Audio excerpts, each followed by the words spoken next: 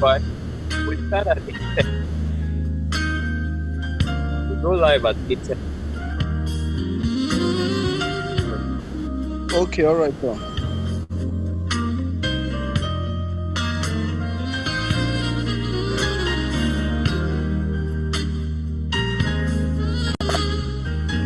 Yeah, we are live on YouTube. Just as it's supposed to we start by 10.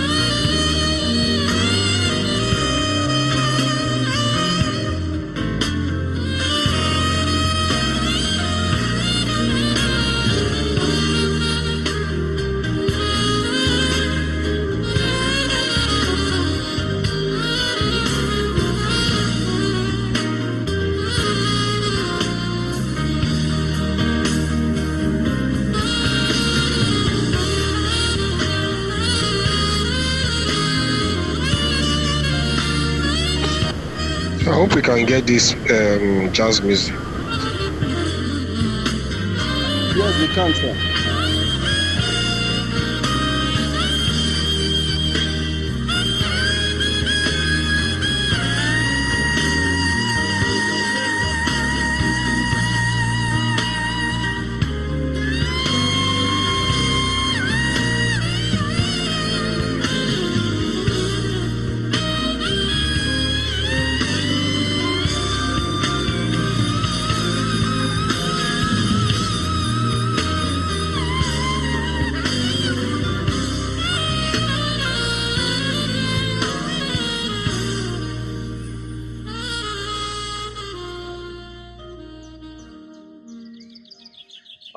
All right.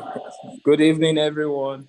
And we're all welcome to this beautiful edition of the Church Media Bi-Weekly Forum.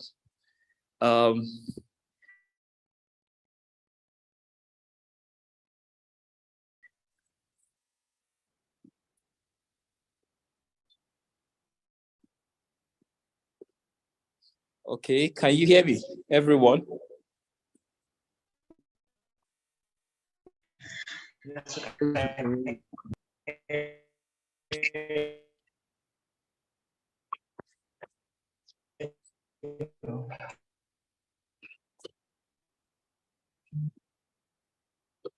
Okay. I hope I'm not talking to myself. Can you hear me? Can everyone hear me now? Yes, we can hear you. I can hear you. Fantastic. Adura, can you hear me? Great. All right, good to platform today. I'm sorry I'm not able to come on an event, but it won't stop us from having a fantastic time tonight because we have a fantastic guest. Okay, just a short bio about Church Media X, then we go into the business of the day. A few of us are from the Church Media X platform, and we've seen what we're doing there. Okay, so our vision is to build a community. Don't forget that. A community of church media experts. Someone's trying to talk?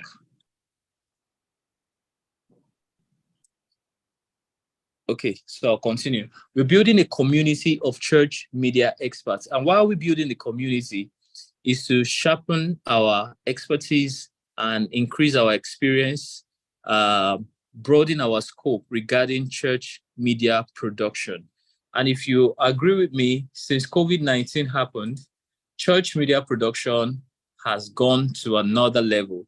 And what God is calling us to do is to resource churches, make sure that each and every one of us, we strengthen each other so that we can all grow together and impact the nations of the world together. You know, there are some churches that are strong in media right now. There are some churches that are not so strong. So with this community, we are able to build ourselves up.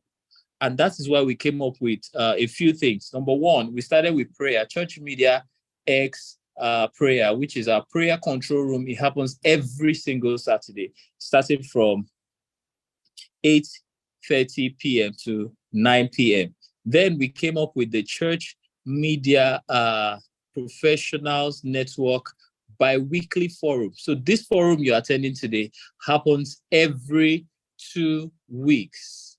Every 2 weeks, we bring a professional, either from sound, from lights, from production, generally from all the arms of productions that you know about. We just bring them in so that you can ask questions, you can get answers, and you can be resourced for what you do in your own church. Right now, God has helped us. We have about 500 people in the community.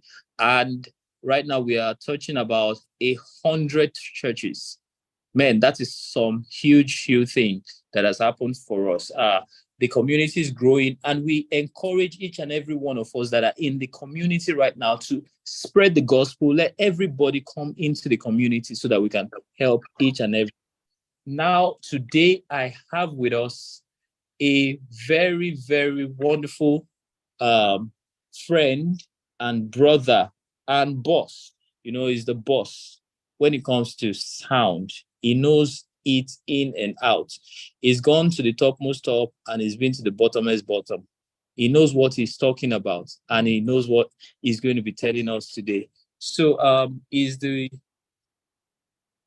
none other than Mr. Adeife Ayodeji. Give me a second. I'm trying to run through some things. Okay, thank you. Now, he's an audio engineer with at least 22 years of experience. You heard that right. This man has at least 22 years of experience. He's going to tell us how he got into the industry very soon. He has worked with several individuals and organizations on several projects, including but not limited to sports, live shows, concerts, audio posts for film, TV series, reality TV productions, and broadcast audio. He has been working with MultiChoice for 12 years. Guys, this is not a joke.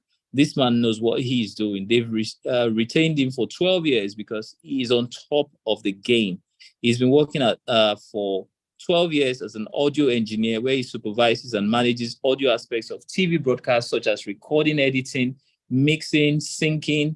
He also configures and manages OB-van audio equipment to the requirements of the specific projects, rigging up and mixing audio for sports events and corporate events with cutting-edge technology. When I say cutting-edge technology, this man is on the edge of that edge. He knows what he's doing.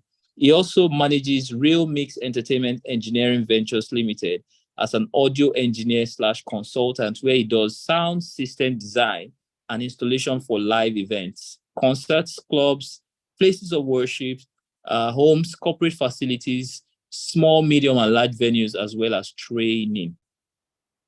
Our guest today is passionate about solving critical audio and acoustic problems and is excited to share his knowledge. Let me tell you what is not on this bio that I read is that he also does audio mixing at The Experience, the largest gospel concert on earth. The largest gospel concert. He works on that also. Ladies and gentlemen, I bring to you Mr. Ayodeji Adeife. Please, with a warm round of applause, let's bring him on. You can unmute your mic and give a warm round of applause. Pastor Opey. Thank you very much. Thank you very much, Pastor Opey. You're going to be a pastor by force. I don't know where you came about the pastorate, but I will just accept it for now. Thank you so much, sir, for coming on at so short a notice. Thank you. All right. Thank you very much, Pastor Clay. So, how much time do I have? Okay. Do we have on this stream? Good. We're supposed to round up by 9, but we can get up to like 9:10 since we started by 8:10. So 9:10. So I'll give you some time to do some introduction, talk about how you got into the industry. Then we begin to tackle the questions up and down. Okay. All right. Shoot, you can go to how did you get into the industry in the first place? Okay, so to be quick, I started off actually being a pianist. I used to be a pianist in a Baptist church in Egbeda, if you know where that is. I know Egbeda. Exactly. There was one small church there called Egbeda Baptist Church. So I used to be a pianist there. From there, I went on to play keyboards with Winners Chapel. I was at Winners Chapel in Apaja before we moved to Kenaland. Yeah. So I was at Kenaland for a while. Then it was too far from where I was living because I was living in Egbeda and then they had moved to Otta and it was a bit far. It was a bit difficult then. Then I went to school, of course, university. Then I got back. I started working with Real Mix in Ogba. So I joined Daystar as a volunteer. But in the university, where I was playing keyboards as well, after a while, we used to have a lot of sound problems in universities. I'm sure if there's anybody who's still in school here, you probably know how. We didn't have the best equipment. I went to school in Ogun State University. So I was in a fellowship called Ogovasti Christian Fellowship. So we didn't have a mother church like Redeem or Christ Embassy, who had, some funding and they could have good equipment. We were like, the fellowship there, and then we just had to make do what we had. And of course, sound was always a problem. But somehow I started getting interested in trying to fix the problem. So after a while, everybody just said, look, it's like you can fix this thing. So just leave this keyboard thing to us. You make sure that we are sounding okay. And that's how I started trying to solve the problem gradually. And then from there, I came back to Lagos after school, of course. Then I joined Real Mix, which was a big studio then. I think it was arguably the biggest studio in West Africa then, and then the only world-class studio in this region anyway. And then there was also Praise Foundation. Those who might remember that story, Praise Foundation was the professional PE rental company at that time. So I did training with Real Mix to learn about studio, and I did training with Praise Foundation to learn about live sound. And then the story I always said to people then was when I was training at Real Mix, my dad gave me some money to pay for that. But I was going to pay for Praise Foundation. I couldn't afford it, and my parents were not going to give me the money. So I went around town to different churches then. Then websites were just being new, and people used to distribute a lot of flyers in churches, if you remember how things used to be those days. So I went to different churches and I'll take the flyers and I copied down the email address and I wrote email to all the different pastors asking for money to pay for Praise Foundation Sound Engineering School. And the only pastor that responded was Reverend Sam Adeyemi. He responded, asked me to come to his office. I came to the church. He didn't even see me personally. It was someone that pastor just said, okay, are you Ayo? Yes. Take the envelope. God bless you. Bye-bye. No stories, nothing. My God. So I carried the money and I was going to go and pay the money at Praise Foundation. But I branched the fellowship, and at the fellowship there was this guy who was a drummer whose sister had a baby and there was a problem. They couldn't pay for the child. There was huge crisis. So I put all the money in the offering envelope. And but somehow miraculously, somehow I was able to pay for Praise Foundation eventually. And then that was one of the reasons why I actually decided to stay at Daystar for as long as I could, and then I was at Daystar for so long, and I refused to join the workforce for pay because Reverend Sam paid for my, well, he supported my quote unquote ministry, right? And then over the years, of course, I learned a lot of things and I got opportunities. I worked with all sorts of artists from Pasuma to Kwanwon to Barista, all of them, recording them in the studio. Then I worked at Praise Foundation doing all the live concerts, both secular and gospel. So I was grounded on a lot of things. And then in the studio, we started from, this was a transition from very old school. When you say talk of tape recording, transitioning from there to the modern of computer analysis. So I was part of the old school, part of the new school. Wow. So when all the so these days when we're working with all the computers, because I know all the foundation and all that, it's easy for me to do certain things certain ways. And so when I'm talking to some of the, like there's some young new engineers now who probably have never seen tape and probably haven't seen all sorts of funny cables before, and all they do is computers. Sometimes you see how they miss the foundation, and you try to show them that what you're trying to do, there's a principle behind it. If you can just understand this principle, then you can do better stuff with the technology that you have. And people are blessed these days, the kind of technology that's available now. What we could do with a few buttons now, though back in the days, you will need like a huge truck of equipment to be able to do it. So, but in a nutshell, that's how it has been. And then, of course, when I got married, of course, God blessed us. We moved from Oba to the island, and we moved on to House on the Rock. And God has also blessed us greatly there. We have a baby now, and so on and so forth. And things are opening up, and so on and so forth. And the story continues. And of course, I joined MultiChoice. I joined MultiChoice. How I joined MultiChoice? Well, what I was in Real Mix, after working for a while, I started getting people who come to me to do broadcasts. And I thought broadcast was horrible then because the only broadcast I knew there was LTV8. And back in the days, LTV8 had one studio. And then they had one mixer that they put one tape on. And then they said, for those who can speak, can you mute your mics? We can hear everybody there that's talking. Can everybody just mute your mics? Okay, admin, please help mute all mics. Admin, help mute all mics. Thank you. All right, cool, thanks. So we there was this mixer this huge analog mixer that they had, and there was a tip on it, and then they said, Oyinbotoshi, for those who can speak Yoruba, we thought lesson a mouth work, which means the Oyimbos who came and they studied, they put the tape here, don't touch it. And so it was like that. But eventually, I started to do some broadcast work with Moabudu, Moments to Mo. So we recorded Moments to Mo, and I started to, get to see how broadcast was then. I got an interview with Super Sports. And all the knowledge that I gathered before was just helpful, because we had things like Patch B and all sorts of things that we could use. And then from Super Sports, you had to start learning about the international standards, what to do, what not to do, compliance, quality control, all the other extra things, discipline, time management, all sorts of things, communication skills with people that don't speak a language, so on and so forth. And all that has helped, and we are here now. And well, we believe that we're still going forward.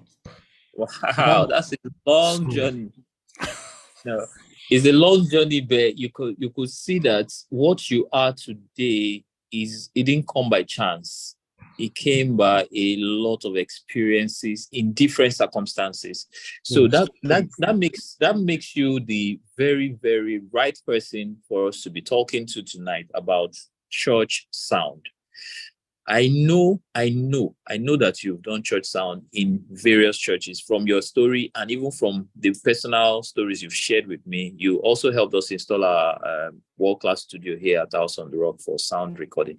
And like I said, you've worked on the experience. You also do our mixes on Sunday sometimes. And so I want you to give us a general idea. What would you say is the challenge with most churches when it comes to sound? What would you say is the thing that they are fighting that they don't know? if you understand my point. Because sometimes you just go to a church and you find out that these people they're trying to do something, but they're just not getting it. What's the most common challenge that you find when it comes to church audio setup? Okay. It's a lot of things, but then I think the major challenge I've noticed everywhere, it's what can I use to summarize it now is I'll just call it quality control, and let me explain why. So there are so many different scenarios, right, for broadcast mix, and let me just share my screen and we'll go to run through this very quickly. All the different scenarios, which will answer, I believe, a lot of the questions that you're asking me now. So here we go, real quick. Okay, if you can, I believe you can see my screen. Yes, I can. But I'm seeing the poster. Yes, flyer. Sure. So, yes. Okay, now you're seeing acoustics, right? Yes. Okay, perfect. Okay, so let's start from the very beginning. Acoustics basically is talking about or referring to the space in which we are, doing our service. Now, very quickly I'm not going to go into too much detail, but you understand. Now, let's start from our Orthodox churches. A lot of us came from Orthodox churches. When I say Orthodox church, I'm talking about whether you're coming from a Catholic church or a Baptist church or Methodist and so on and so forth. If you come from one of those churches that have the ancient grand buildings, you understand, you will notice that they are built differently from modern day churches. And one of the major reasons is because of the style of music and style of worship. Back in the days, they did not have sound system, and the kind of music they were doing was hymns, right? Now, those buildings were built to be reverberant, which means if the choir is singing, if a few people are singing, or if the priest is singing from afar, the room resonates and amplifies the person's voice naturally. Okay, so because of that, the choir sings and everybody hears it in the room. The priest, leads a prayer, leads a chant, and then it just radiates all the way through to the entire space, and people can hear it, and people sing and all that. And that is what was the order of the day then. Fast forward to 2023, and even before that, things have changed. We have now people doing electronic music. People have brought in fast-paced, energetic music into the church. So we are having talking drums and all sorts of noisy instruments. If you put those instruments inside that same hall, what happens is just chaos, confusion. Now, if you put loudspeakers in the hall and you don't put them in the appropriate place with a specialist, you're going to have the same, because just like how somebody sings softly and the room radiates, you put speakers in there and then the room is going to radiate the sound of the speakers as well. So now if you're having all that chaos in your environment, there's nothing that you can do online. All that chaos is what you're going to capture and you're going to put online. Okay, so first things first, you need to know that acoustics is important, and that's why if you see the second picture on the side, you see that you are seeing. If you look at the picture on the left, what you notice is that the chairs are hardwood. You can see lots of marble and reflective surfaces. Yeah, the roof. Yeah, and then the roof is so high. They have very high roofs. Yes, if you look at the picture on the right, what you notice is that the floor, there's rug on the floor. The seats are soft seats. You are seeing things that trap sounds, that try to, you don't want much echo, so that when you generate sound once, it just goes. It doesn't come back to you. Almost like you're trying to recreate. So if you've been to, if you have been to one of the best spaces, I think, acoustically in the country, if you've been to the National Theatre. If you've been to National Theatre, the one in Igomu was obviously well built. I don't think they're refurbishing it now, and I hope they don't destroy it acoustically. But it used to be the best acoustic space we had in this country. Same thing was There used to be one Glover Hall too. Used to be very nice, but recently I went there and I think they've done it like some renovation, and the renovation they did, I think, has kind of spoiled the acoustics a little bit, in my opinion. Another place that I also love is Unilag Main Auditorium. Unilag Main Auditorium too, obviously, was designed by a proper acoustician. So, if you are a member of building committee, or you are sponsoring building a church, or you're a pastor now that you have vision of building a church and all that, you need to know that acoustics is a major part of the auditorium. Look, the auditorium you have in the church, what's the purpose of that auditorium? The purpose of the auditorium is for speech and music performance. So the shape and all that is important. Look, even apart from sound, sight, people must be able to sit anywhere in the auditorium and see the stage. So line of sight is important. So when you see some churches that you go to and there are pillars everywhere, it's obviously not built to be able to function like, what a church auditorium is supposed to be. You now start finding them putting TV here, screen there, this and that, and it doesn't look nice. Look, I was recently at a church as well. Fountain of Life Church in Ilupeju. Beautiful building, lovely acoustics. It's amazing. But there's a problem. You go upstairs to the gallery, to the seat upstairs, and you can't see the stage, as beautiful as it is. So obviously, when they were doing the design, some little things, were missing. As beautiful as it is, you see that it's only functional for people sitting downstairs. Once you climb upstairs, there's a problem. So these kind of things you need to, so it's not just for sound, also for line of sight because of video, lights, and so on and so forth. So like I said, I'm moving real quick. Now, let's talk about podcasts before we go back into the church. I know that for those who are social media trendy and so on and so forth, podcast is becoming a rave or a new thing now. And a lot of pastors also want to do their podcasts.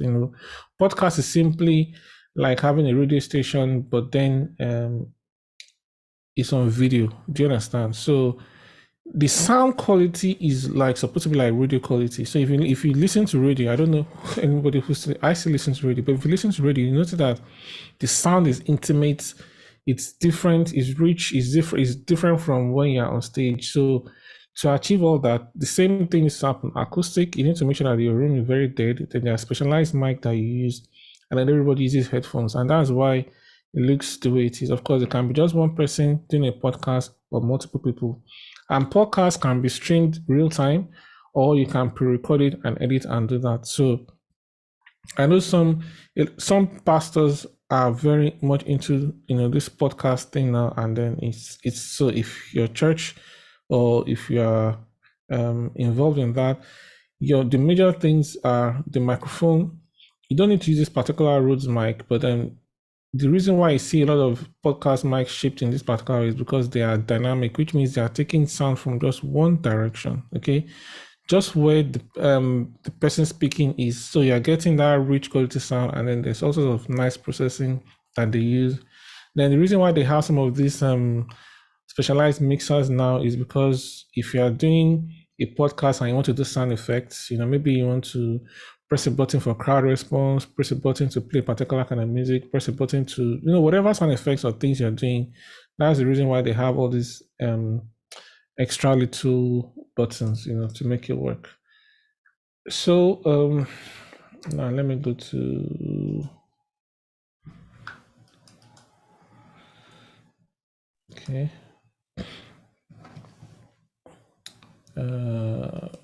Okay, good. So now let's go to the scenarios of churches.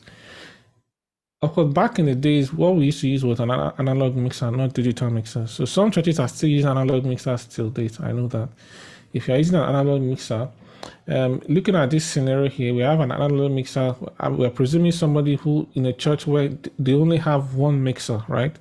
And that one mixer, they're using it to mix FOH. FOH means front of house, which means, okay, let me just break down. Front of house, in technical terms, is the loudspeaker facing the crowd, the audience. So if you're in your church, there'll be some speakers that's facing the audience. There are also some speakers that are facing the people on stage, like the musicians or the pastors and so on and so forth. So the speakers facing the audience is what we call the front of house. And usually the person mixing that front of house has to be within the audience so that you can hear what the audience is hearing. That's the only reason. That's the only way you can mix and get and make quality decisions to affect what they're hearing. I see some churches, they go and hide the mixer inside one cubicle somewhere. Now you're inside that place, you're listening to the mixer, your mix on some nice fancy speakers. You're not listening to what people in the room are listening to. And if you have not worked there long enough to be able to calibrate your ears, you notice that what you are hearing to might be nice, but what is happening in the auditorium might be totally different. In fact, if a speaker goes bad during the event, you will not hear it because you are locked up inside one room somewhere. But once you are in the auditorium with everybody, then you can hear what's happening. So that's what we call the FOH engineer. So in this scenario, we have an FOH engineer who is also streaming the event because the church doesn't have budget to buy an extra mixer. So usually what the guy will do, he will send an output from the mixer into preferably a sound card. I know, so this is representing a computer running vMix. I know a lot of people use vMix, some people use OBS. I see people do this, and that's a no-no for me. So because the computer has a tiny jack hole for mic, I see some people make some cables and plug it into that tiny little hole. I will highly recommend that please do not do that. Rather, get a sound card. Sound cards are not so expensive. Get a sound card that has USB cable, plug it into your system, and let that be, and then you connect your mixer to that sound card. That way you can see if it's clipping, you can also listen to it and be sure that it's working. Somebody said we cannot see your screen. Not true. We can see your screen. Maybe you should restart the meeting. Me? Oh, okay. The person that can't see. Okay. Restart the meeting. We can see your screen. You have analog mixer board. Yes. Yeah. All right. Okay. So, and then what I put here is like you can see a camera. The camera goes into a vision mixer, which is for video. And then for some, depending on the kind of vision mixer that you have, if you are using some of the high-end ones, some of them have XLR inputs. So you can actually run your audio cable from your mixer straight into the video mixer. However, some problems exist there. Some of these video mixers have settings, okay? And if you are not, if you don't go and cross-check some of those settings, you'll see that all the good work you're doing is messed up. Some of those settings are dynamics, EQs, automatic level control, all sorts of things. You need to disable all those things. You need to go nicely to your video people and talk nicely to them, go through the settings together, disable all that, and then make sure that you're able to look at their multi-view and then see your audio level and know that you're doing fine. Same thing with vMix. vMix also has some settings that are not good for live performance audio. They have settings that they've designed for maybe if you have a meeting for small events or for speeches, they work for that. But if you are doing live event, they're not good for it. Some of those things are things like I think there's also like an automatic control. Same thing in Zoom. There's an automatic volume control. There's bitrate. Bitrate I'll discuss last because that's one of the major problems we have with vMix and things like that and calibration. I'll talk about that last. So let me quickly go. I'm running out of time. The second option is now maybe church has more money. They switch your analog mixer to a digital mixer. Fine. So you have a digital mixer. But you still have just one mixer, right?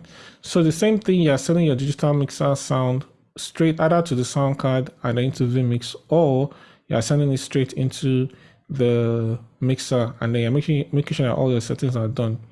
Now, still going back to acoustics, which is why I'm putting this here. There's one little thing here called a personal mixer. So going back to managing a band now, when your church is growing and you now begin to have a large band, so you have a drummer, you have guitarists, you have bassists, and you have all these people. Some of these people have their own needs. So they might say they want to have maybe a combo or they might want to have some things, that they want to use, to deliver good sound for the church, right? But if you have just one mixer, you are mixing for FOH, and you still have to mix for them to hear. So you might have what we call speakers or wedges, right? And you have to be able to every now and then go over there and listen to them. Or if you are tech savvy, you have an iPad, you walk up to the stage, you do what we call monitor mix for these guys, make sure that they're happy, then you come back and do FOH. But technology has advanced. If you have the money, the budget, then you do what we call personal mixing system. So the example I'm giving here is a Behringer wing. Of course, this also works with Behringer M32. People are familiar with one device called the P16, which is like a personal mixer. It's like a small mixer that each musician can have. They plug their headphones to it, and then they can control the level of the instruments to their own taste. So they don't have to disturb you too much. That way, there's a lot of weight taken off you, and you can focus on FOH. And of course, you send your signal to broadcast. Now, still having one mixer managing FOH broadcast and all that is still not efficient, because you can only listen to one thing at a time. You can't be listening to what's happening online. You can't listen to what is happening in FOH. I'm listening to what's happening on stage at the same time. You're just one person. You can only listen to one thing at one time. And a lot of time you notice that you need to compromise. You probably need to compromise one for the other. You have to prioritize one for the other because you have just one mixer. So if you're a church that maybe, I don't know how your numbers work. If you're a church that maybe your church is like 1,000 people in church that come to church every day on Sundays, but maybe there are 10,000 people that watch it online, you know that fine. You need to prioritize online. Make sure that online always sounds good, because the people in church are not that much. But at the same time, if people don't come to church, then you don't have something to stream online. So it's a bit of a tricky situation, but you have to find the balance that works for you. Now, let's say church has a bit more money. We have two mixers. So one mixer is doing FOH, the other mixer is doing stage, right? So this one is full-time, making sure that all the musicians and the pastor, everybody that's on stage is happy. While this other mixer is, making sure that FOH is fine. And it is still this FOH mixer that is going to supply sound to broadcast. Note that what he's sending to broadcast is just a summary of what he's doing live. He's not able to do something entirely different for broadcast, okay? And some people I know some engineers who are happy and say that, oh no, my FOH mix, I send to broadcast, they're happy with it. Fine, you might be happy with it, but wait until the day you are able to actually do a proper broadcast mix, then you notice the difference that can happen. That's what I'm saying. And one of the things that usually suffer is ambience mic, because when you're listening to a broadcast, which is another thing that a lot of people miss out. You watch online, you are seeing people in church. You can see 1,000 people, 2,000 people in church. The pastor is preaching, and then people are responding. The camera is showing people clapping, people jumping, but you can't hear the crowd. The crowd is an important part of the broadcast stream, because what you are trying to do is to recreate the experience of people inside the church. You want to recreate it online. And that is what broadcast is all about. So, and you cannot really do that when you're trying to do FOH and all that. So this is just an easier setup, but it's still not the what we want. Yeah. Then here I'm just emphasizing. Notice that the musicians are the only ones that are using this personal mixing system here. So now church is a bit more advanced. Now the singers can have what we call IEMs, or in-ear monitors. So just some little earphones that they can wear in their ear. And what is some of the advantage of this stuff? The advantage of it is that you have less noise on stage, so your house mix can be cleaner, and then which is obviously going to make your broadcast cleaner. Also, your musicians can now become very, very professional. There are some things that they hear in their ears that you don't hear, live. For example, cues. There might be cues that they might be giving to themselves, maybe reminding them of this is verse 1 or verse 2, reminding them of the break, reminding them of all sorts of things. You never hear these things. You just notice that these guys are just always on point. So if you watch some of these international acts, Planet Shakers, all all those big acts, even the secular ones, they will never perform without these things because this is what makes their performance so outstanding. And of course, they also use what we call stems, which is like added or pre-recorded sound that they play alongside what they're playing live. So when you see just a few people on stage, but the sound is so big, you feel like, it's so clean, so much. There's just so much happening. It's because they've already pre-recorded a lot of things before, and then they're playing alongside what they're doing. And to be able to keep time with all that, they need all this kind of specialized equipment. Then I now go to the preferred scenario where you have your stage mixer is there, your FOH mixer is there, and now you have a broadcast mixer. And now this broadcast mixer, obviously, for him to be able to perform right, you need to put him in a room that is isolated from the auditorium. He's not in the same space as the auditorium because there's not proper division of labor. The stage mixer is on stage with the musicians and everybody performing and pastors. The FOH mixer is in the audience, listening to the same thing the audience is listening to, making sure that the sound is good for the audience, while the broadcast mixer is in a separate room somewhere. And now you are going to be using several things. Now, this is where all the extra work comes in. If you look at it, if you do a random sample with your friends these days and ask everybody, how are you listening to church music? How are you listening to service online? Some people will tell you, oh, okay, I have a TV at home with soundbar and I just use my smart TV, I connect online, I'm listening. Okay, fine. Some people will tell you, oh, I'm using headphones. No problem. You check some people, what kind of headphones are you using? Some people are using Oraimo headphones, some people are using iPhone, some people are using Samsung, some people are using things that you have never heard of before. Some people are even listening from the speaker of the phone. And all these people will come to give you opinions about how, no, the sound is good. No, I cannot hear the bass. I cannot hear with all sorts of ridiculous things that they listen to.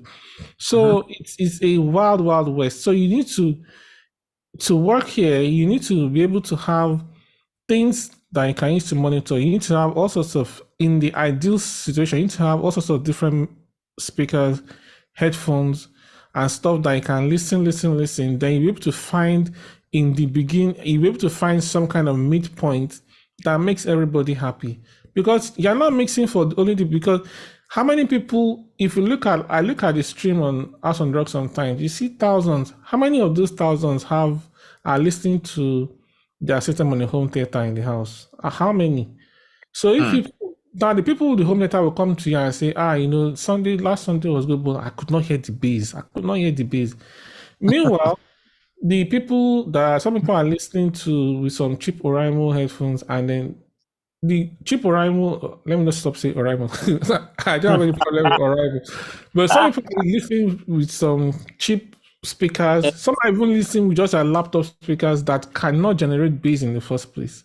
And then they'll now be telling them they can't hear the bass.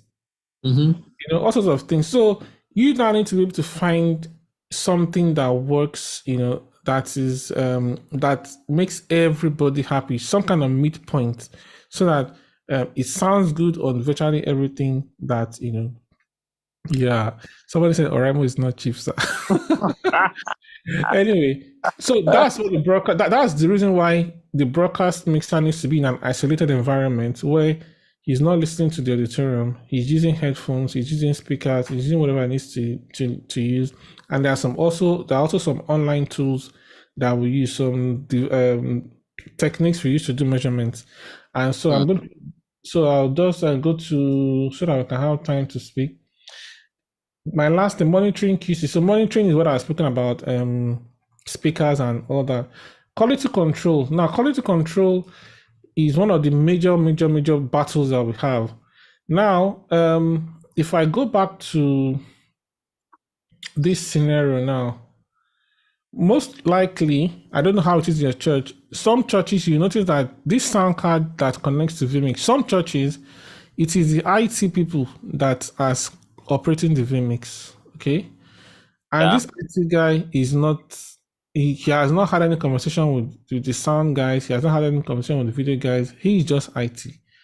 And he just makes up his mind to decide how things work. So he will just decide, oh, the sound is low, he will increase it. Then he wakes up at night and says, oh no, the sound is so loud, you turn it down. Meanwhile, you are trying to get a very sound mix, online. But this gentleman who generally thinks he's doing, well, is destroying the whole thing because he keeps turning up and down, up and down, up and down. And then people are going to be complaining online, up and down. And then everybody's going to come to you. Sound is bad. But it's because the IT guy, who they don't know what he's doing, is fiddling with the sound.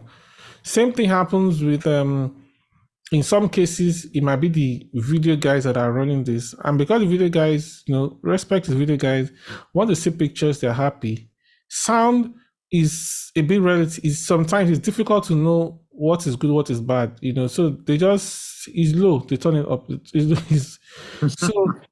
So the audio guys need to be able to take control of this. And for the audio engineer to take control of this, there's something important he needs to do, which is called calibration. Okay.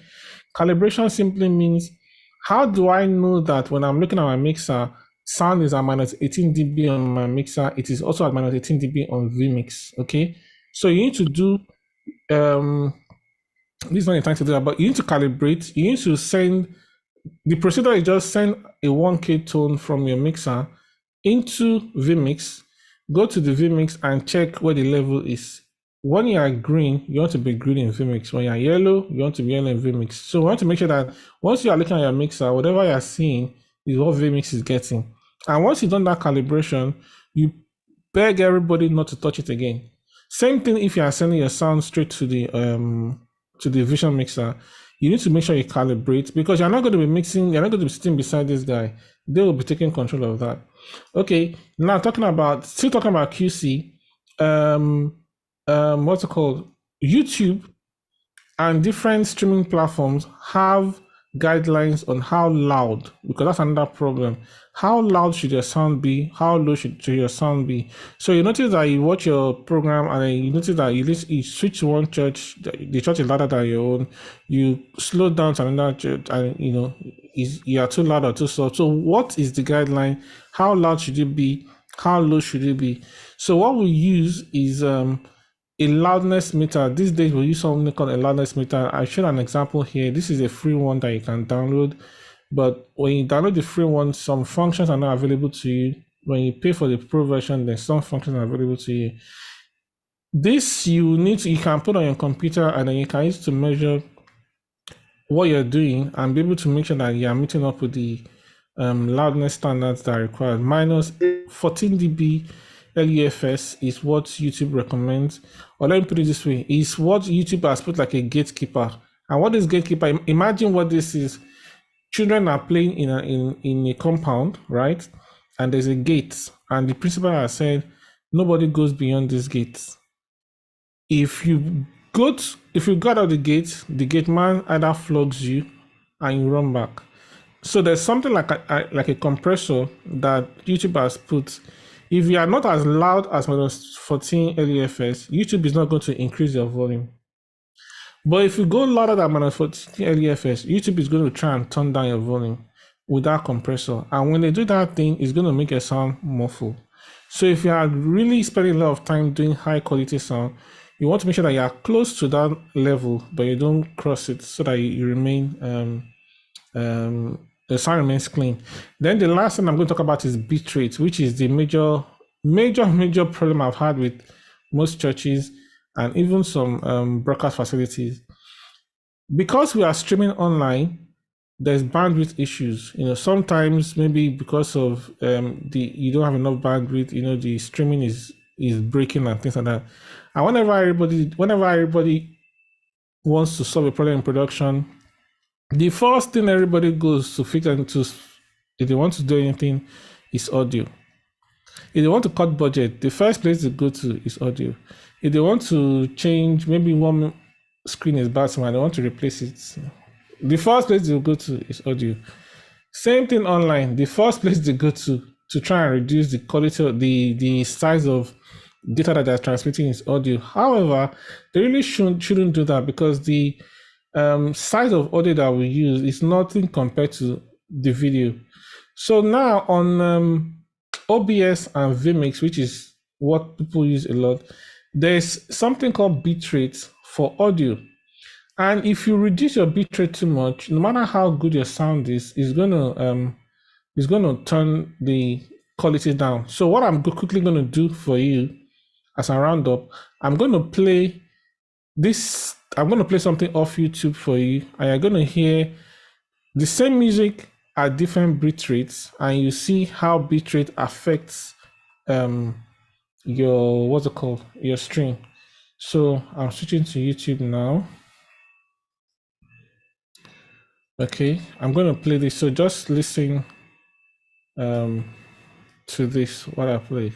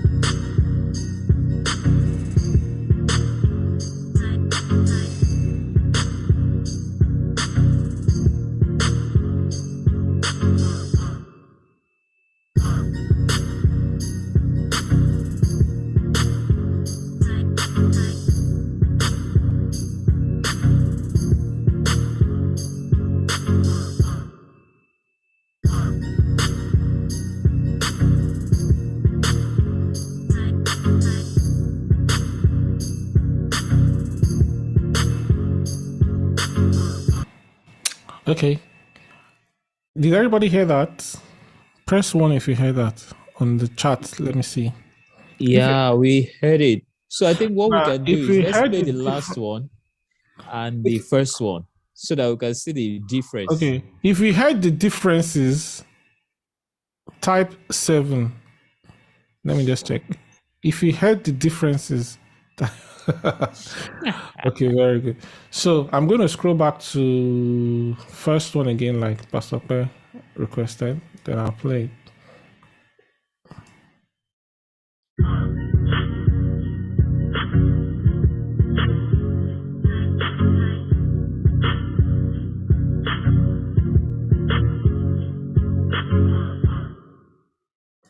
And please, I recommend, tell your IT people, whoever's in charge of your streaming system, go to 256.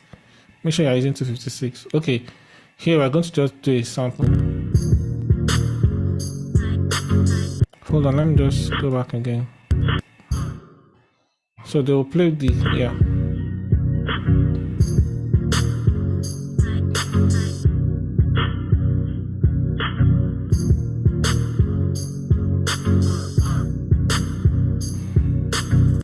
So that's it. Now this, one of the times when I had this, I was able to figure, one of the times when I was punished, let me put it this way, with all this bitrate thing, I did a project once with the late TB Joshua, where they has just spent a lot of money on a mixer called Yamaha PM10. For those who know about the Yamaha PM10, that is a very, very, very expensive mixer.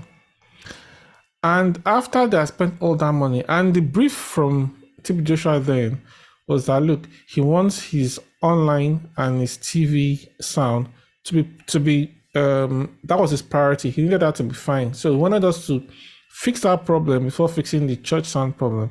So we told him that, look, let's get a very good mixer. Let's separate our broadcast mix. So we did the whole thing, did everything. They got cameras. They did a lot of things.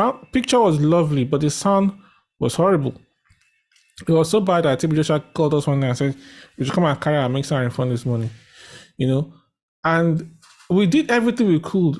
Inside the control room, the sound was fantastic, but on TV, on DSTV and on YouTube, the sound was horrible. So we did a lot of troubleshooting and all that, and when we got to the control room, and they had something called, for those who do satellite transmission, there's something called an encoder. The encoder is what encodes your video and audio signal together before you transmit via satellite. And that thing also had this bitrate setting. And the bitrate setting because it was new in its default state, was very low. It was about, I think I was on the lowest setting. So we could not, the sound can never ever be good. The moment we just changed the bit rate, and got it up to the maximum, it was night and day. I think everybody started coming out. What did you guys do? What did you do? What did you do? It was, night Wow. and day. So I don't know who needs to hear that, but I'm sure. I mean, yeah, a lot of the softwares, vMix and OBS, when you launch them by default, they are not. The default setting is not 256. I can tell you for that for sure. The default setting is not. In fact, I think OBS the default setting is 90 something or so. If I have OBS, I'm using a Mac here, so I can't run vMix on my Mac. But I know that the Okay. default setting is 90 something. So you need to make sure that, after making sure your acoustics, your sound, and all the work you've done, you need to make sure that your bitrate setting is at 256, and that will give you your fine, good quality on YouTube. Otherwise, everything you do is just almost a waste of time. I think I should stop there and start taking questions. Thank you. Let me stop sharing. Oh, fantastic. Thank you so much. I believe this is a master class. A few people have shown their appreciation for what you have taught us today. Okay, so I have somebody here. The person's name is Stanley Oliver Twist Jr. because he sent 5 questions. I asked for 1 question. So let me see. I'll pick from between from 1 to 5. Let me see which one. Number 3. Which speakers will you recommend for church, sir? Product, if possible. Which speaker? Like I told you when we had our pre-conference chat, that on this our training that we're doing today, we have people that use their iPhone to stream. We have people that use analog systems. We have people that use digital systems. So I want you to just pick somewhere in the middle there where you just recommend a few things. Okay, I think this person's question, before I answer his question, you just mentioned something now. Some people stream because I think if you are streaming to Instagram and maybe TikTok or something, some people just put their phones on a tripod and then, stream from there. It's nice, but I want to just let you know that the sound you are getting is from the microphone of the phone that you have, and of course the quality of that mic is dependent on the quality of the phone that you have. So you don't expect an iPhone or some other higher brands to have the same quality as some other low. I don't want to mention brands before somebody will say it's not cheap. However, the position of that phone is very important. So if there are speakers far away from that phone and you have some people, maybe technical team, and they're talking a lot and they're close to that phone, what you'll be hearing online is the technical people. You need to know that. So, and if the phone is too close to a loudspeaker and the loudspeaker is very loud, what you're going to have online is distortion. So you need to be able to find a sweet spot that works for you. Otherwise, there are devices online now. If you go online, there's iRig and there's one other one I saw. I can't remember the name, Q something, where there are devices that have lightning cable for iPhone or USB-C for other devices, and then they can plug in XLR, so you can take clean sound from your mixer FOH broadcast, and put it in there, and then you are still using your phone camera to do the stream, and you're having good quality. So those kind of things exist. Now, I think the question this person is asking about speakers, it's difficult to just tell you what speaker to buy because speakers don't work in isolation, like I told you before. Speakers are dependent, performance of speakers is highly dependent on the acoustics of your environment. Okay, so we need to be able to know what your space is like, the shape, what kind of challenges exist, and then you cannot decide what kind of speaker, and then the positioning. Brand, I don't think is a big issue these days because due to disruption and technology, You can, if you have the money, you can invest in very high-end speakers. If you don't have that kind of budget, you can still do some relatively, mid-range speakers and still get very good results. I mean, I've seen people using Chinese products and they are getting very good results. And I've seen people who have access to some very expensive European brands and are not getting good results. So it's not so much about the brand of the speaker now. It's not so much about the brand of the speaker. I'm not a brand ambassador for any speaker, but it's not so much about the brand. It's more about knowing the situation that you have and putting the proper, and then being able to find the particular kind of speaker that works for you and positioning it in the right place. And that's what you really need. So I'm sure that a lot of consultants, I've seen some people on this chat who are good consultants. But I mean, if you call me, no problem. I mean, we'll talk about the money.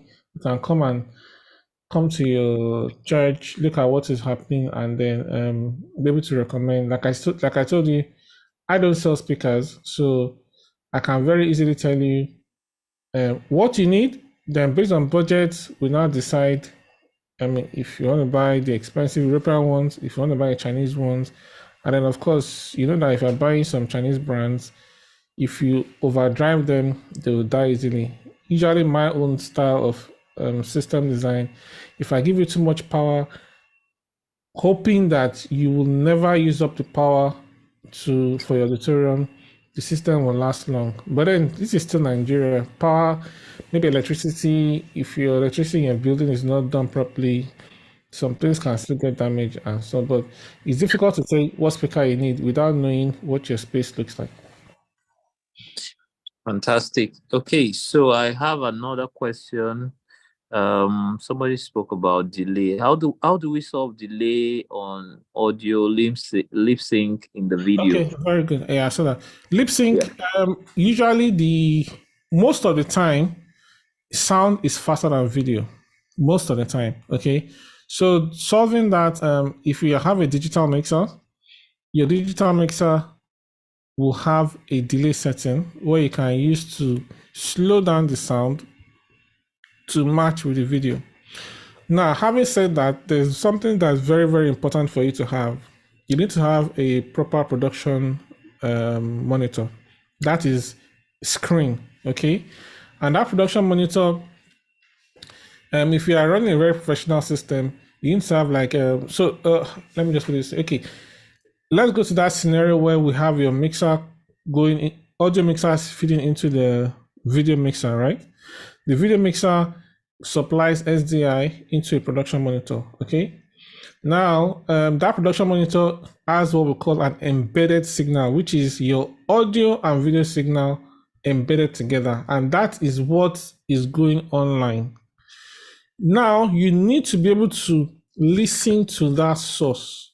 So you need something else, which is called a de-embedder. That's something that breaks this same thing, breaks it apart again, so that the de-embedder sends sound to speakers, and then you can see the picture on screen. Now, when you have that device, that setup I just explained, that is the only time you can actually confirm lip sync. Because what I see some people trying to do is they are trying to confirm lip sync online. That is after the signal has gone online. The system, you might be in sync in church, and after it has gone online, after it has gone online, coming back down, it can go off sync because of data with somebody else. And you might now stop the stream, replay the stream, and then it becomes in sync. But you need to first of all know that you are in sync from source, from church. And that way, the only way you can do that is doing that whole, having a production monitor with an embedder and the embedder. Then if you feel the sound is what's it called, far ahead, a professional sound mixer has a delay that you can use to adjust. If you don't have it on your mixer, vMix can do delays, OBS2 can do delay. You can also put in a delay on the streaming system that you're using. But that usually we'll prefer to do it on the audio mixer. And that's how we do lip sync. Upper, I can't hear you. muted my mic. Yeah. Okay, so we have a question from Samuel Sheon Hazan. Do you see the question at your end there? We use a Behringer X18 and connect via USB to our streaming PC, okay? We use one of the auxiliary buses for stream mixing. I usually go out to a quiet place to check online sound. Will connection with XLR to a sound card to the PC give us a better sound? Okay, what you have done is fine. There's no issue. And I saw what you're saying. I say you usually go out to a quiet place to check your online sound. Can I quickly do this demonstration? Going out to a quiet place to check your online sound is okay, but there's a more scientific way that I think you should do it. So I'm going to quickly, very, very quickly set up something for you guys to see. Well, you can read my other question while I'm just setting this up. Okay, fantastic. Let me take those that have been here before. Let's give them priority. Let's give those that have been here early. Good. I'm reading through. Okay. Now I've taken one from there. Let me see. Preferred last one. Master class. Yes, it's a master class. Okay. Okay, I have one here. Yes. From Olusola Adekoya. Please, Mr. Ayo, what's the difference between sample rate, bit rate, and bits? That is 4,824 bits and 320 kbps. Okay. Now, yeah, try to go technical here, which is no problem. So, sample rates. Now, when we're talking of digital audio, there's something called we're crossing from analog to digital, okay? And there's something called sampling, which is how audio is converted from analog to digital.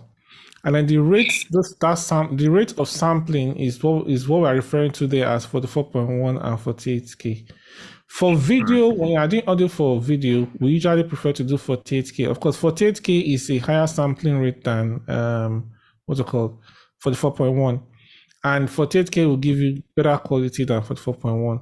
44.1 is referred to as CD quality, but 48K is a higher quality. So even if you are using your digital mixer, you notice that you can set the digital mixer to 44.1 or to 48K.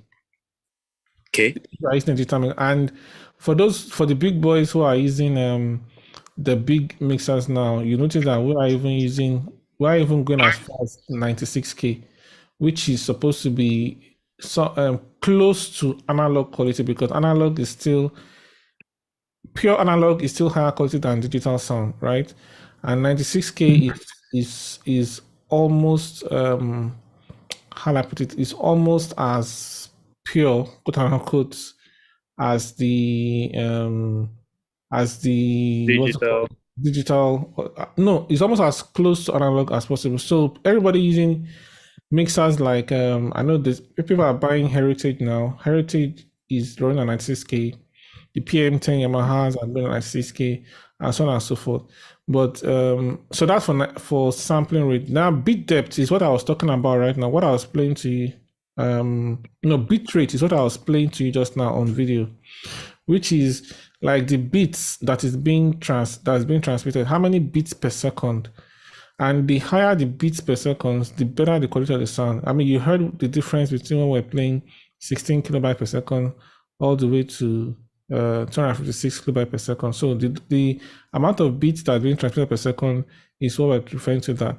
And then I think the last thing you mentioned was bit depth. Am I right? No, beats. Yeah, bits, which we refer to as bit depth. Bit depth will now be like 16 bit or 24 bit or 32 bit, and 32 bit is pretty much the highest.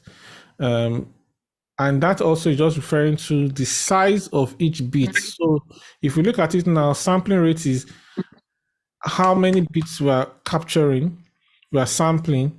Then what is the size of each bit? The higher the size, the more the quality. Okay, so obviously if you have if you have a system that works, you don't want to go at 16 bits, you want to be running at about 24 bits. But 16 bits is still okay. we want to run at 24 bits. If your system and bandwidth can handle it, and of course, when you're now streaming, you don't want to be streaming at 16 kilobytes per second. You want to be streaming at 256, as close to 256 kilobytes as possible as your IT and everybody people can, because they will fight with you, but try and hold your ground that you running at 256 will not disturb. Because sometimes video says they want to stream at 4K, but if you look at it, how many people are going to watch 4K on their phone? I mean, for Nobody. you understand what I'm saying? So Especially in Nigeria. especially in Nigeria. So because they want to run 4K, they now want to cut audio down to no. Let them come down to something that's reasonable, and then leave the sound out, because without good sound, good video is not. There's nothing like good video, really. True. We can all bear bad video, but nobody can bear bad sound. Exactly. Yeah. Okay, so I think that's done there. There's someone that is asking a very specific question. Is Pro Hero a good speaker to use? Like I He told said, the you, money you are calling, don't have it. like I told you about brands, I'm not going to be here to say this brand is bad and this brand, no. All brands, depending on the quality. What you probably want to do when I talk about any speaker is the quality of the components that were used to make the speakers, and then to another large extent, technical support. Because there's no point buying, not that there's no point, but it's difficult if you buy a very expensive product, and when it goes bad, it's difficult to find somebody to help you fix it, or to find a spare part to replace it and things like that. So you want to find a balance between having a product that there's enough technical support here in Nigeria, or there's enough spare parts, easy for you to get, and then you be able to, something that also meets with your requirements. Because another thing some people do is you buy a product that's not very strong, but then you don't buy enough to meet up with your requirements. So obviously, you're going to overuse the already poor quality that you have, and then it's get bad again. So you have to be able to balance all that, make sure that whatever you're buying is more than enough, preferably, so that you never push it to the extreme, and that way it tends to last longer. But when you buy something that is barely enough, then your amps are clipping red every Sunday and things like that. Before you know what's happening, all the money you spent, you have to spend it all over again. Okay, fantastic. Okay, so somebody said, please, don't forget the setup that you want to. I'm doing it right now. Don't worry. I'm almost done. Right. I know you want to. I'm just gonna. It's what I do. I show some people how these things work, and then and I think some people are beginning to use it, and I think it's the best way. It's just what needs to be done, really. Okay. So I'm almost done. Just doing some sound check in the background that you can hear. Mr. Stanley Oliver Twist said we should take his question on simulation. That's his most important question. Can you recommend any sound simulation software? Sound simulation is what is simulation in the first place? So simulation, I'm talking about in different scenarios now. What are you simulating? Are you simulating a building? Because there's a software called Ease, which is for acoustic simulation, which means someone that has built a building, or before they've built the building, they give you the what's it called? The AutoCAD files and so on and so forth. You can put it in you can put the building in a software and check the acoustics. Is there echo? If there's echo, how can we solve this problem? How many acoustic panels do we need to do? Blah, blah, blah. It will give you all that guideline before you actually execute, so you know that you are doing everything properly. The other form of simulation is when you buy sound systems. So there are some general software. There's also ease focus and some other ones whereby you can position a sound system in a virtual environment and measure the performance of the sound system. And I think these are things that it's not something I can just do. Is a long process that we need to go through. So that is a bit of a specialized class, but and why I said it's specialized because I bought an EASE software many years ago, almost 10 years ago when I bought it. Then it cost me about 600K then. If you want to buy it now, it's in the millions. And I just paid another 2 million to do a course on it. So you understand why I say it's not something that I can easily just master class. It's something that costs, that costs money and time to learn. And I'm willing to teach if you are willing to pay. We organize master classes. We are planning something. So people will have to pay. This one is a free consultation. So please, there are some things that are way above this consultation that we're doing now. Don't worry. The big ones are coming. Yeah. Okay. Yeah. All right. Okay, so are you able to do that setup now? We have about 5 minutes to wrap up. Okay, so I'm going to share my screen now.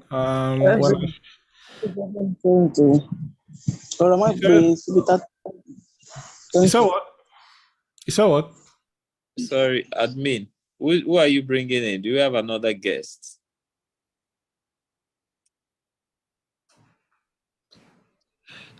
Okay, please go on, sir. Okay, so I'm almost... Okay, so I'm going to share my screen now, and then now when I'm sharing my screen, it's going to be a little bit scattered, but just bear with me the way it's going to look, okay? All right, so here we go. Share screen. Share desktop. Okay. I'm not sure I can see where the Zoom chat. Okay. If you can see this whole plenty screen, just type 4. That's something to know. Okay. I'm sure you're seeing a whole lot of things. All right, perfect. Okay, good. So let me explain to you what's happening before I open up the sound, okay? Yeah. So this software, let me just pause this. So this software here is called Ulin. It's a loudness meter, the one I showed you earlier before. I'm sorry about that, please. I got disconnected or reconnected. Okay. This software is called Ulin. It's a loudness metering software. So what this is measuring the perceived loudness of sound. It's different from PPM. What you have on your mixers all over is PPM, which is a peak performance meter. That is measuring the capacity of performance of your device. So even though it translates to loudness, it's not translating to the perceived loudness like how the human being perceives loudness, okay? So this is the software that the algorithm, this is the loudness metering that the algorithm of YouTube and every other thing that we do in broadcast these days will work with, okay? If you are doing something for TV, there's a standard called the European Broadcast Union, EBU, which tells us to operate at -23 LUFS for TV. LUFS means loudness units full scale. And YouTube is telling us that -14 is where their gatekeeping is. So when you're mixing music or whatever you're doing for church, you want to be around -14, maybe cross a little bit once in a while, but you don't want to go too far from here. And if you are too far down from here, you'll be perceived to be too low. So I'm using a software now. This is just on the background for those who are interested. There's a software here called Loopback. It runs on Mac. I'm not sure if it runs on Windows. So what Loopback is helping me to do is I'm capturing sound from an application inside my Mac and running it through this device, through this application. And this application is what I'm going to use to transmit it into the loudness meter. And then, of course, this one is just my housekeeping in the background. So now I'm going to unmute so that you can hear. So you don't need this, it's just for my sound card. So now I'm going to play, we're just going to very quickly run through different churches online. So this is Joel Austin, and this is speech now, this is not music. Let me see if it's getting through.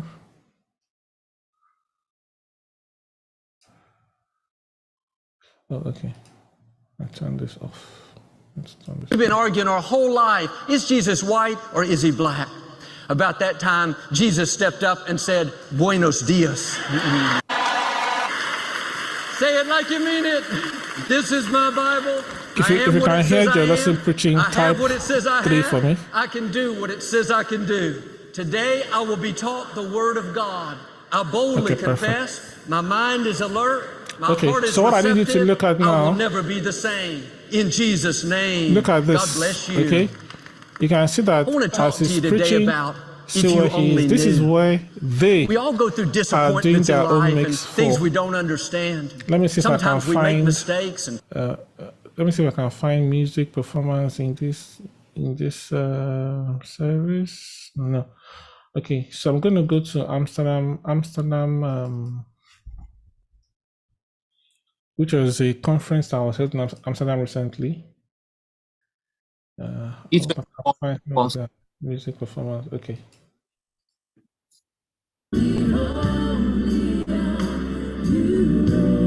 You see, they are all playing very soft around here. And like I told you, YouTube is not going to make it louder as long as, but if you go above 14, YouTube is going to try and clip you. You can see the image we're talking about, in those scenarios. Let me see if I can find another. In Holland, we've been working at this unity for a couple of years now to reach the world. So these guys, if you notice, they are mixing at about minus 24. So I'm almost too sure they had an Obi van and they're probably broadcasting on local TV in Amsterdam. And that's why they're sticking to it, because this is the standard Amsterdam will likely be running on minus 23, minus 24. You can see those values around there.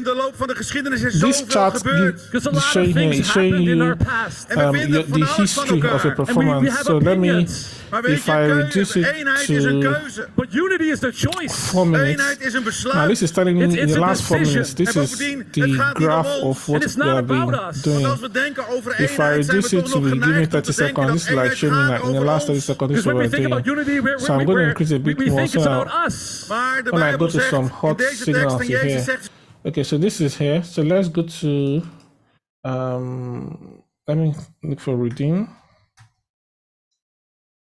I don't know which one. I think Dove TV. Dove TV should be the official redeem, right? Let's see, can we find, is there a live? From dusk till dawn, 24/7, 365 days of soul-lifting messages. Dove TV brings you the very best of the undiluted Word of God. Start your day with a daily devotional. Deep study of Bible. And you can see how much louder it is to that one.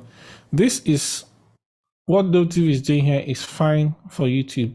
Like I said, those other guys are probably mixing low because they're mixing for TV as well. They just took the TV feed and put it online. That's how they build software. But what Dove TV is doing for YouTube specifically is fine. Let's go to my former church, Daystar.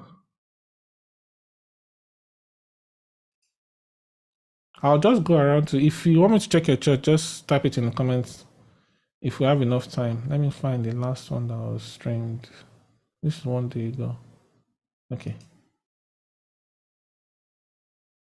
This is a montage. Let's see praise worship. Let's praise worship. Let's praise worship. You are here. Okay. In this place. Can you see? And we were. Personally, I think it's a bit too hot. You can see where we're coming from. This is the -23 that were listening to in Amsterdam, which is obviously they're doing TV, so it's not a problem. This was when we checked Dove TV. You know, we're trying to be around here, but see what this star is doing. It's okay if they're happy with it, but if we're trying to be safe with YouTube, I would say just stay around underneath there. Let's just check it. Worship and adore your holy name. But the sound is not bad at all. Let's check Fountain. Now let me check Christ and Mercy. Actually, I've never checked Christ and Mercy before. Do we have anybody from Christ and Mercy here? I don't know the official Christ Embassy. I think it's Love World. Let me see. Is it this one? I think it's this one, right? 1-855-378-9993. You can also give by going to our website at loveworldusa.org. Well. God richly. Let me see when Pastor preaches. So let's look at it. But see now. Likewise, the Spirit also can you see the difference between for we know not what we should pray when for we were playing the singing the music, but listen to when they played the montage. Was it the montage? Fulfill God's plan for your life. What is that thing that we played before the start? In the beginning. 1-855-378-9993. You can also give by going to our So for me, if you're doing broadcast the way we do it, you need to you want to make sure that this level is the same with the level of the service, because if you listen to this at this website level at Love World USA, it's possible that when we're now going to service, you know, you're probably going to want to turn up your headphones a little bit, depending on the kind of headphones you're using. You understand what I'm saying? So, yeah, that's about the subtle. But other than that, the production is fantastic. This is just icing on the cake, you know. That's what I'm saying. Yeah. Let's check House on the Rock. If you want me to check a church, some people have dropped comments, so you need to check the comments. I'm looking now. Okay. Harvesters International Christian Center. Okay, I'll check it. Okay. This time 1 day ago. Okay, that must be yesterday. Okay, I was in church, but let's see. I'm sure it's fine.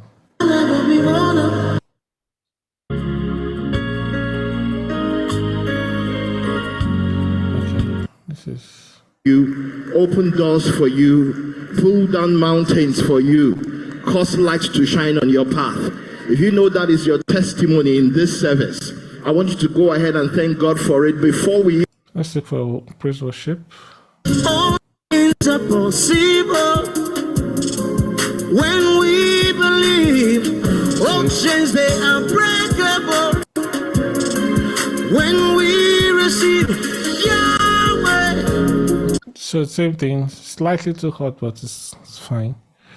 Harvesters. Okay, let me look for harvesters. How much time do I have? Okay, we have. Let's just do everything in 5 minutes. So like the gentleman that was telling me that he had to go outside to check and things and that. So if you have this kind of setup, you know, with you, you don't need to go anywhere. Once you just check your meters and you're fine, trust me, you're fine. Okay, let's quickly do harvesters. 13 hours to go. Okay, let's look at that. Lord, like you, Jesus. Thank you for putting us. Thank you for. Okay, Over the rest of life. I love your voice, Jesus. Cause you have now, if you listen to this, what I'm hearing in these harvesters, if you listen to the sound carefully, you notice that it's sounding almost like there's a bitrate issue. Because if you listen to the high frequencies, it's sounding like MP3, right? And that's one of the things that gives away that, because the highs, I don't know what mixer they're using in Harvester. I think they're using a Yamaha mixer. So if you're a Harvester and you know your mixer, just point it in. I'm sure your sound quality is better than this, but you can hear that it's sounding like it's kind of heavily compressed. Compressed in terms of maybe the quality has been reduced. And this is part of, I suspect there's a bitrate cap that they that is F6. Yeah, and that is probably affecting the quality of I'm sure I'm playing yeah, because I'm playing your stuff at see, I'm playing at HD quality right now, which is the highest quality, so which is the same quality I played the previous devices, so I can hear in the darkness of night. I can hear it on this Harvester. I think you should just take a look at that. Let me check something you can check next level conference, UK. So if you're in Harvesters, just check with your guys about your bit rates. Next level conference. Somebody's correcting us here. Says this is not the church. This is NLP. Oh, okay. So somebody's probably broadcasting. Okay, I'll look for the church. So how do I find a church? If you have the link, I mean, if you this you can is drop. Is this the right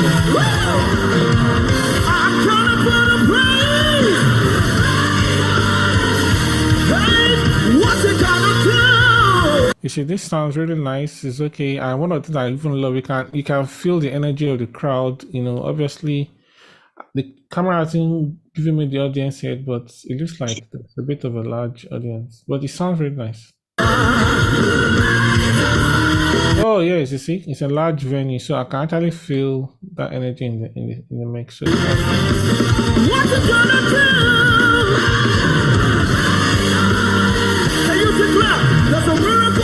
okay, so let me look for Harvesters again. Harvesters.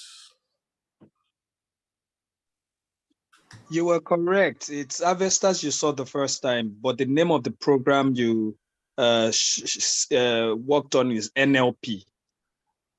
Okay. So what's the difference? Because I just looked at the last stream, because this one says NLP is one of the programs in Harvesters, but it's still Harvesters. Okay. So this says I'm looking for a stream that was maybe like last week, because I'm seeing 2 years ago when I go to their. If I can find like last week Sunday. Okay, so this says streamed 1 day ago, right? Leading perception sermon. But that was probably not the service, Abby. You can do Harvesters like the next one. The next video, making Jesus famous. Making Jesus famous. Okay. So okay. So let me start. Let me go into the word today. Okay. I just have limited time. This morning I will be teaching on what I call making God famous. What a time to be alive. So what I can hear here is noise. I don't know if it's cable noise or if it's because you can hear that hiss, lots of hiss compared to other things I've been listening to. Making God what? Making Jesus famous. And then because of the kind of mic he's using, obviously, and he's speaking with a lot of energy, the capsule of the mic is clipping, and you can hear that, distortions just slightly, if you understand. Making Jesus famous. So let's look for, is there music performance in here? It seems this is just the sermon, Abby. This is just the sermon. Am I right? Yes, so there's no. But you can hear that noise. That noise is something you really want to deal with. Because when you're using some very cheap headphones, that's going to be very, very, what's it called? Yeah. And to be difficult to hear, yes. Yeah, so. Okay, so I think we have done very well in overshooting our time. let me look for an Orthodox church. Any Orthodox? Can you give me? Let me see. I don't know which Go Orthodox. to Anglican Church of Ascension. Anglican Church of Ascension. How do you spell that? Okay. Opeyemi. Yes. The one Opeyemi. Yes. Yes. Okay, so let's look at this was streamed one day ago. Okay, so let's listen to this. What John 10:10 says. He said, the thief cometh but to kill, to steal, and see what's happening here. Sound is very, very low compared to everything we're coming from. And I pray for you. Abundant life will be your portion in the mighty name of Jesus. They started increasing it. Somebody increased it, obviously. It's not my fault. Let me read it very clearly. In John chapter 5, in verse 7. Let me see. Let's go for the bits. Let's see if that have covered your glory. Most likely the IT man has increased the volume. Did you hear the difference? That I command, let it clear off in the mighty name of Jesus. Father, we thank you, Lord. Now, can you also hear that we're not hearing much of the audience response as he was praying? So these are things you want to pay attention to.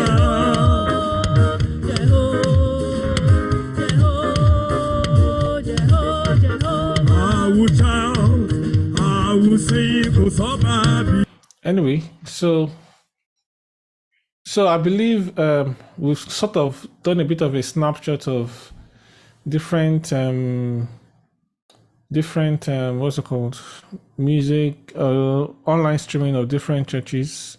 Yeah, some of the popular ones we know, some of the not so popular ones, and then you'll be able to see the difference, the comparison. And like I told some people in some class I did some time ago, one thing about online streaming is that before COVID, if you go to a church and the sound was not good, it took you a bit of an effort to get up, go outside, enter Uber, go to another church or whatever. But right now, somebody's at home streaming. You just one click of a button. Do you know how many churches we visited just now, home and abroad, in how many minutes? So you can imagine somebody listening to a church and they're not happy because of cable noise or because of something. You just one click and they've left Nigeria. They're already in the US. You just one click and they've left and they're already somewhere. So you cannot afford in 2023 to joke with the quality of your live stream. Thank you very much. True. Very true. Fantastic.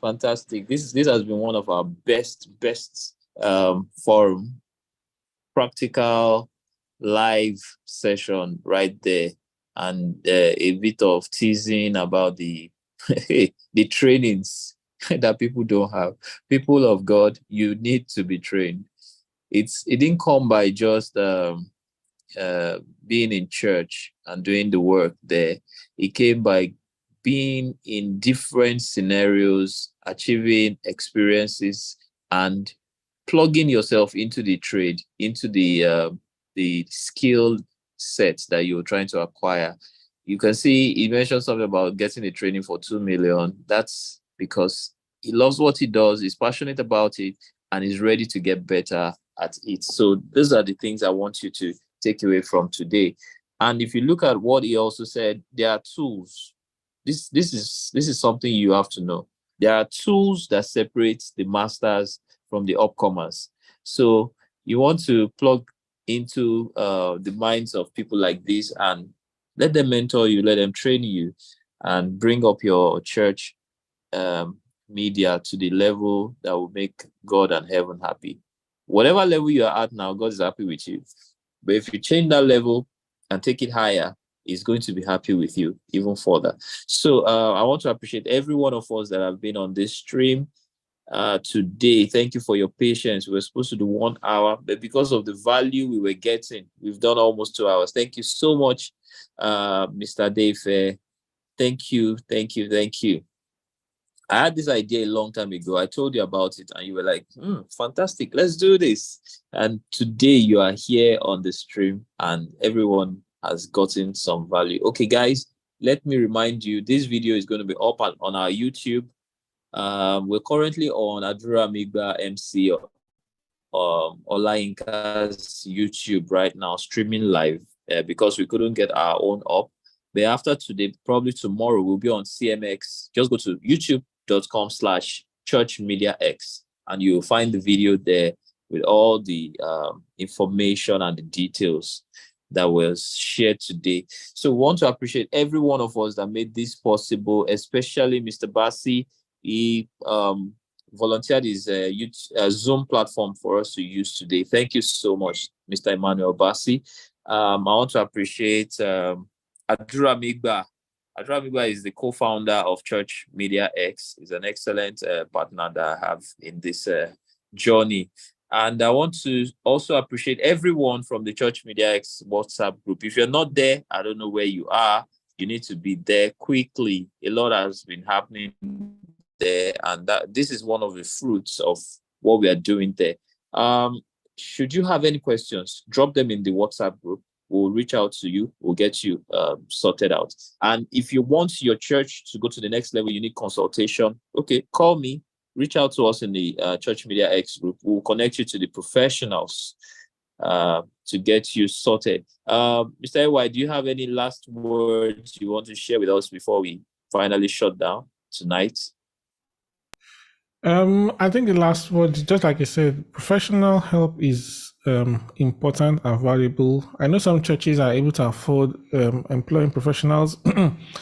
If for whatever reason, budget-wise or whatsoever, you're not able to employ a professional, at least have a professional that you can be in touch with to help every now and then, because as it's easy for people to take for granted what we do.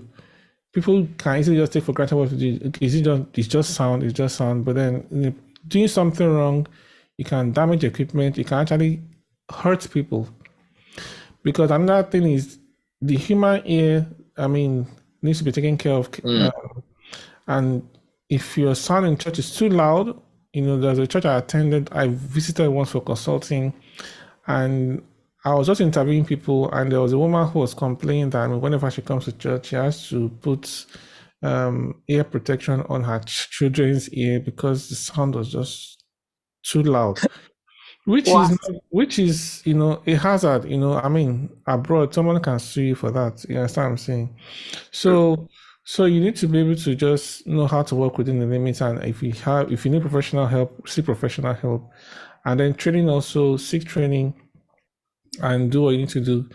Then so I was just going to say something and it skipped my mind, but pretty much training, get professional help. Okay, finally, maintenance.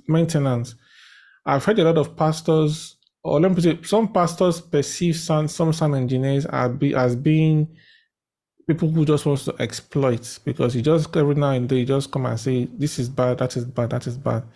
But if you have a maintenance and audit culture, so you know that, look, every 3 months we're gonna go through all our system, check every single thing, speakers, cables, blah blah blah, just be sure everything is fine and documented, right? That way you're able to develop a culture, you're able to preempt things before they go bad, and then you're also able to set up a plan for increasing or upgrading your system, and management will probably see you as serious people. Thank you. True, very true, because most of this equipment are very expensive, and regular scheduled maintenance is required to keep them in top shape and to get them to last longer. You get all the value for the money that you spent. Okay, thank you so much. I don't want to keep us beyond this time. I'll appreciate you once again, Mr. AY. Thank you so much. Thank you, everyone. Have a fantastic week ahead, and see you at the next one in 2 weeks' time. You can let us know in the WhatsApp group who we should bring. I'm very happy to follow your recommendations. We are very happy to hear from you. Thank you so much, sir. Thank you. My regards to your lovely, lovely baby and your beautiful wife. I will. Thank you so much.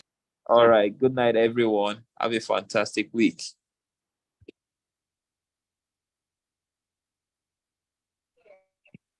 Good night. Thank you very much.